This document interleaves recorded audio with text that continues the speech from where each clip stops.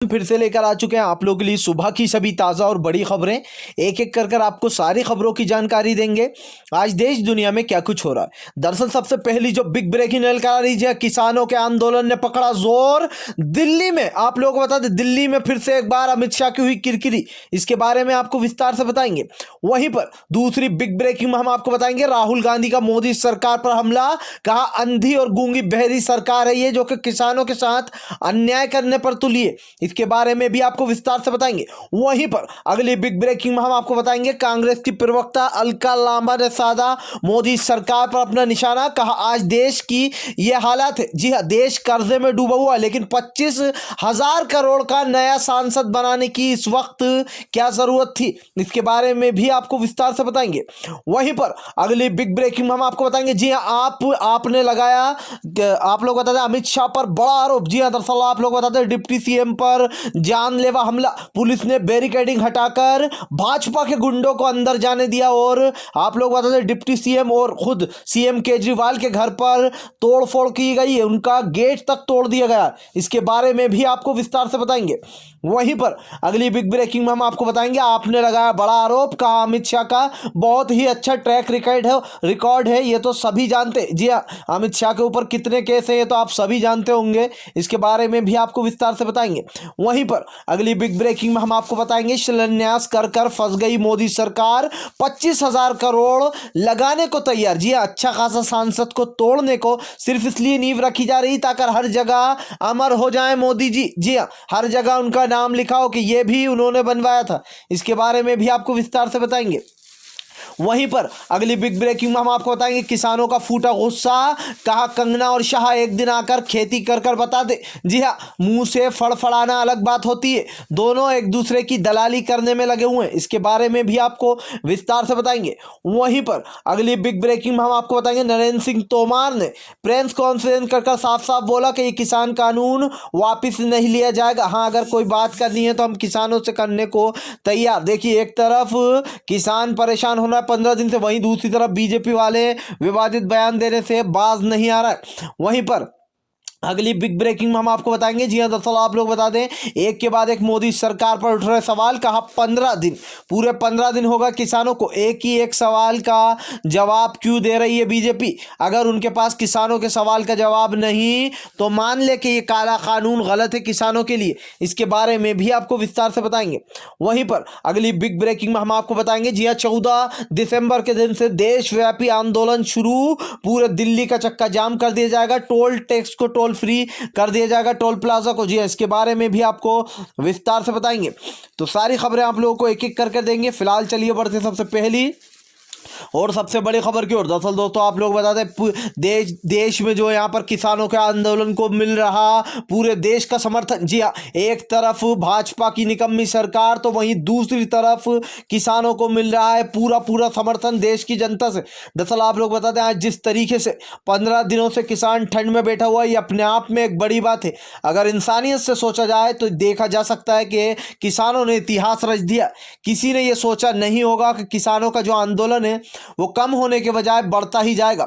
आज भले ही 15 दिन हो गए हो, आज 5-6 बैठक बेनतीजा रही हो, वो इसलिए रही है क्योंकि हमारे किसान भाइयों ने सीना तान के सामने से ये ऑफर को ठुकराया। यही होती है देश की असली ताकत।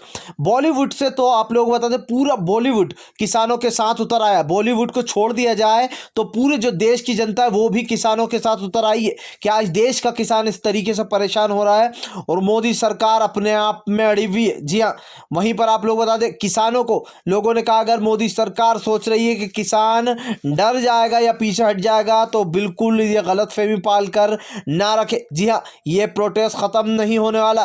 किसान अपने हक के लिए लड़ रहा है। आज केजरीवाल, कांग्रेस, जितनी भी विपक्षी पार्टियां वो सब किसानों के साथ खड़ी हैं। हालांकि किसानों ने उनको घुसने नहीं दिया अपने पाले में ताकि लोग ये ना समझे कि यह एक राजनीतिक मुद्दा है। फिलहाल खैर चलिए हम बढ़ते हैं और अगली बिग ब्रेकिंग की तरफ। बता दें आप लोगों को लाइव डिबेट में अलका लांबा ने उधेड़ डाला।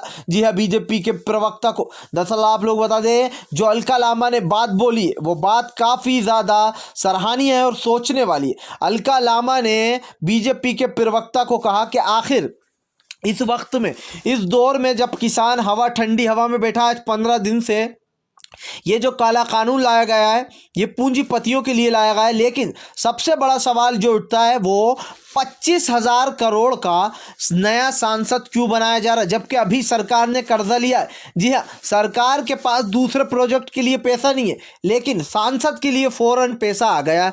सोच सकते हैं आप 25,000 करोड़ कितना होता है दोस्तों।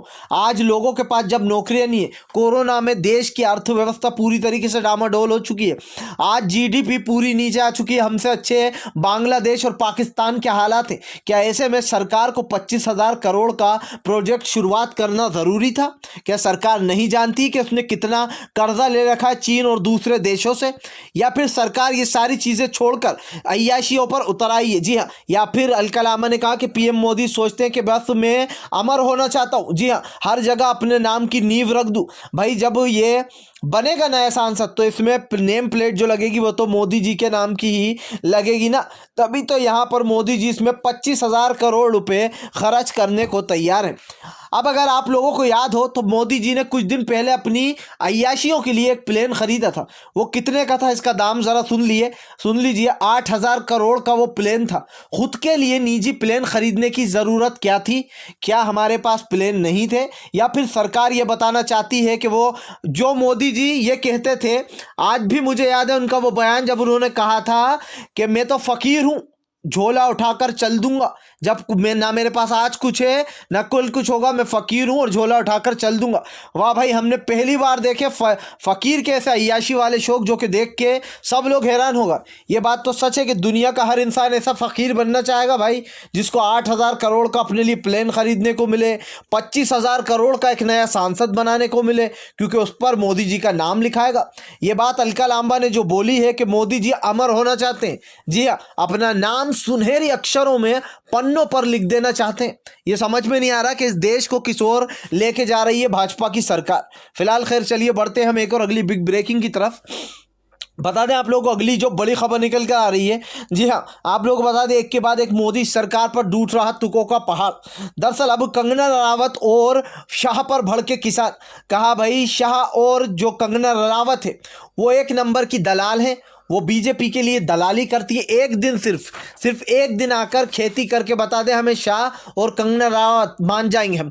दोस्तों जिस मेहनत से किसान आज खेती करता है ना, मैं लिख के दे सकता हूं आपको, 2 घंटे में ये खेतों में पड़े हुए मिलेंगे, चाहे वो गृह मंत्री अमित शाह हो या फिर कंगना रनावत जैसी एक दलाल जो कि बीजेपी की दलाली करती है। जी हाँ, ये बात बिल्कुल सच है कि किसानों जैसी मेहनत इस दुनिया में कोई नहीं करता। हमारे जो मजदूर हैं, गरीब भाई और जो किसान हैं, इन लोगों जैसी मजदूरी कोई भी मेहनत नहीं कर सकता है। और इसीलिए किसानों ने बड़ा हमला करते हुए कहा कि कंगना रनावत तो सबसे पहले बीजेपी की दलाली छोड़ दे और अमित शाह एक दिन आकर हमें जो है बस खेती कर कर बता दे, मान जाएंगे हम। फिलहाल चलिए बढ़ते हैं सबसे पहली बड़ी खबर अगली बड़ी खबर की ओर। दरअसल आप लोग बता दें कि केंद्रीय मंत्री, जी हाँ, अमित शाह के ऊपर उठे सवाल। दरअसल आपने लगाया बड़ा आरोप। आप लोग बता दें कल जो है यहाँ पर बड़ा हमला कर दिया गया है आपके सीएम यानी कि सीएम केजरीवाल और डिप्टी सीएम के घर पर। अब मुझे इस सवाल का एक जवाब दीजिए आप। अभी कुछ दिन पहले, तो अभी एक दिन पहले लगभग केजरीवाल के घर पर जो बैरिकेडिंग लगाई गई थी, क्यों भाई केजरीवाल को घर से बाहर नहीं निकलने दिया जा रहा था, और अब सडनली वो बैरिकेडिंग हटा दी जाती है और जो बीजेपी के गुंडे हैं उनको घुसने दिया जाता है डिप्टी सीएम के घर पर और केजरीवाल के घर पर, जबकि केजरीवाल वहां पर थे भी नहीं और डिप्टी सीएम भी घर पर नहीं थे, महिलाएं थी।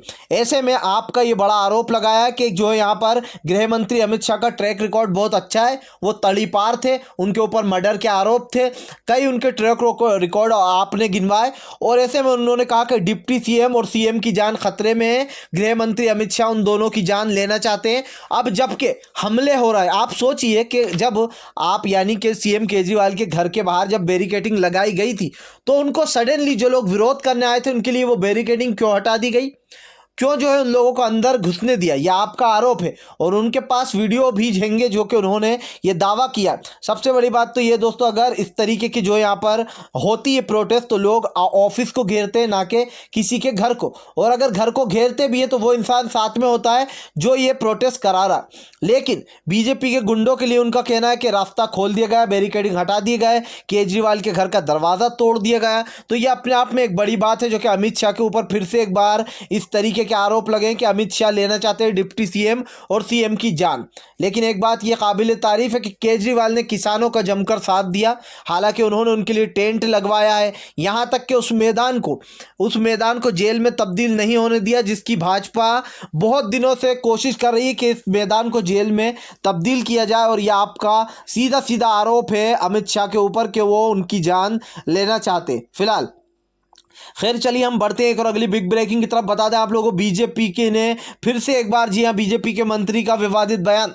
दरअसल आप लोग बता दें नरेंद्र सिंह तोमर ने प्रेस कॉन्फ्रेंस कर कहा कि हम जो है यहाँ पर इस किसान बिल को वापस नहीं लेने वाले। अगर किसान सोच रहे हैं तो हम इस बिल को वापस ले लेंगे, तो ऐसा नहीं होगा। हाँ, हम बात करने को तैयार हैं, संशोधन करने को तैयार है।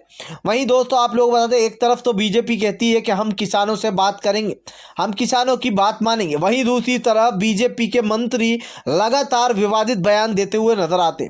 तो बीजेपी पहले खुद डिसाइड कर ले कि वो करना क्या चाहती है। वो किसानों से मीटिंग करना चाहती है, वो किसानों की बात मानना चाहती है, देश में और जोरों से प्रोटेस्ट करवाना चाहती है। एक तरफ तो ये लोग विवादित बयान देते हैं, दूसरी तरफ जब इनके बयानों पर किसान जवाब देता है तो उसको या तो खालिस्तानी बताते हैं या आतंकवादी बताते हैं। जी हाँ, कभी मुसलमान CAA और NRC के लिए प्रोटेस्ट करते हैं तो ये बोलते हैं ये तो खालिस्तानी नहीं, ये तो पाकिस्तानी है, इन्हें तो बाहर चले जाना चाहिए, जिसको प्रॉब्लम है वो पाकिस्तान चला जाए। क्यों भैया, अगर जिसको प्रॉब्लम हो रही है प्रोटेस्ट है वो पाकिस्तान चला जाए। ये देश किसी के बाप का नहीं है, किसी के बाप की जागीर नहीं है। ये देश जो वो कहेगा कि यहाँ से मुसलमान चला जाए या यहाँ से किसान उठ के चला जाए, ये देश के लिए जितना खून हिंदू भाइयों ने बहाया है उतना ही मुसलमानों ने बहाया है, उतना ही सिख भाइयों ने बहाया है, और हर एक इंसान का इस मिट्टी में खून मिला हुआ है। ये देश की जो मिट्टी है काफ़ी पवित्र मिट्टी है, लेकिन भाजपा के लोग इस पवित्र मिट्टी को गंदा कर रहे हैं।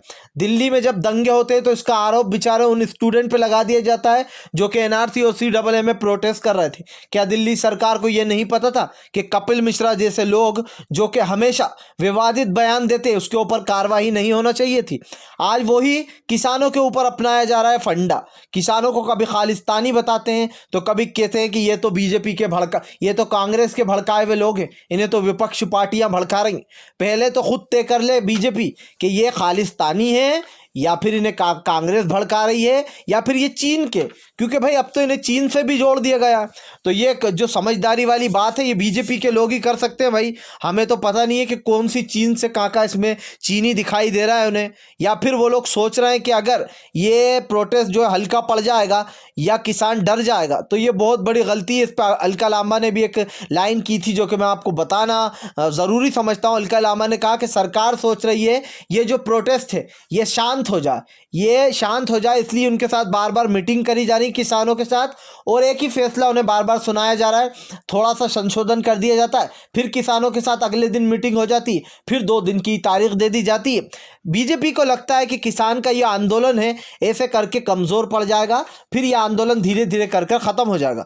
लेकिन बीजेपी सबसे बड़ी बेवकूफ़ी यहीं कर गई, क्योंकि ये आंदोलन जो बीजेपी ने सोचा था कि कमज़ोर पड़ेगा ये उल्टा और बढ़ता जा रहा है। क्योंकि जिस तरीके से किसान भाइयों की जानें गई हैं उनकी जानों का इस पे सदका है कि इस देश में जो काला कानून लाया गया है इसको पूरी तरीके से रद्द तो होना ही पड़ेगा।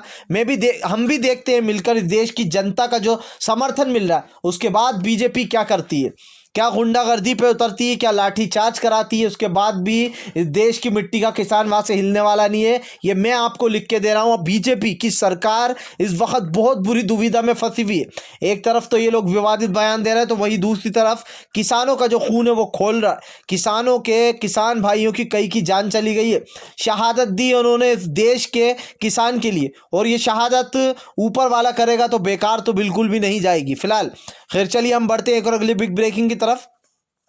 बता दें आप लोग को अगली जो बड़ी खबर निकल कर आ रही, जी आप लोग बता दें एक के बाद एक मोदी सरकार के काले कानूनों पर भड़कते राहुल गांधी।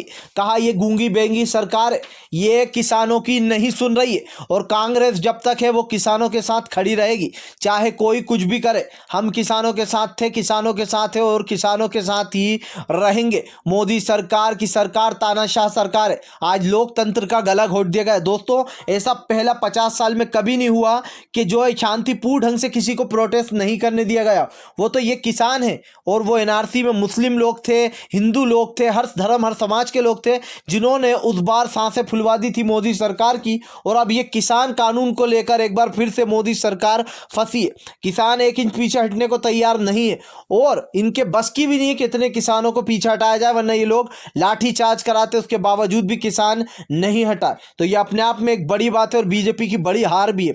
फिलहाल अगर आप भी शांतिपूर्ण ढंग से पीएम की इन सभी गलत नीतियों का दिल से विरोध करते हो और आप मानते हो कि ये गूंगी बहंगी सरकार देश की आज़ादी छीन रही है, तो इस वीडियो को ज़्यादा से ज़्यादा शेयर कीजिए, ज़्यादा से ज़्यादा लाइक करके हमारे और भी भाइयों को पहुंचाइए। और अगर आप भी मानते हैं हम जैसे निष्पक्ष पत्रकारों का समर्थन करते हैं तो हमारे चैनल को ज़रूर सब्सक्राइब कीजिएगा। पास में एक घंटी आएगी यानी कि बेल आइकन, उसको ज़रूर दबाएं ताकि हमारे जैसे पत्रकारों को और भी सराहना मिले और आपके लिए हमेशा सच्ची खबरें लेकर आते रहें। तो हम मिलेंगे आपसे नेक्स्ट वीडियो में, तब तक के लिए वंदे मातरम। जय